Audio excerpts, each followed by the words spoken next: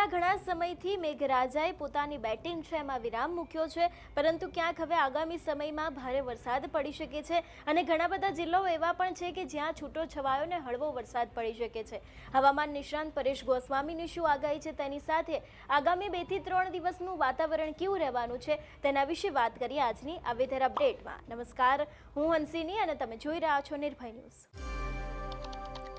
ગુજરાતમાં અત્યારે હાલ ઘણા બધા એવા જિલ્લાઓ છે કે જ્યાં છૂટોછવાયો વરસાદ પડી રહ્યો છે, પરંતુ ક્યાંક હવે આગામી દિવસોમાં ભારે વરસાદ પડી શકે છે એવી શક્યતાઓ દેખાઈ રહી છે। સૌથી પહેલા તો આજના દિવસથી સમજવાની શરૂઆત કરીએ। આજના દિવસે ગુજરાતમાં કેવો વરસાદ રહેવાનો છે તેની સાથે આગામી દિવસમાં તહેવાર આવી રહ્યો છે, તહેવારના દિવસે ગુજરાતનું વાતાવરણ કેવું રહેવાનું છે તેને પણ સમજવાનો પ્રયત્ન કરીએ। ખાસ કરીને વાત કરવામાં આવે આજના દિવસની, કચ્છ છે, તેની સાથે દેવભૂમિ દ્વારકા છે, પોરબંદર, જૂનાગઢ, ગીર સોમનાથ અને દીવ છે, અમરેલી, ભાવનગર, રાજકોટ, જામનગર, સુરેન્દ્રનગર છે, મોરબી છે, બોટાદ, અમદાવાદ, આણંદ, વડોદરા, છોટાઉદેપુર, નર્મદા, ભરૂચ, સુરત, તાપી, ડાંગ, નવસારી, વલસાડ અને દમણ છે, તેની સાથે દાહોદ, પંચમહાલ, ખેડા, મહીસાગર, અરવલ્લી, ગાંધીનગર છે, મહેસાણા છે, સાબરકાંઠા અને બનાસકાંઠા છે, પાટણ છે, ત્યાં ક્યાંક છૂટો છવાયો અને હળવો વરસાદ પડી શકે છે એવી શક્યતાઓ આજના દિવસ માટે હવામાન વિભાગ દ્વારા વ્યક્ત કરવામાં આવી છે। એ બાદ જો વાત કરવામાં આવે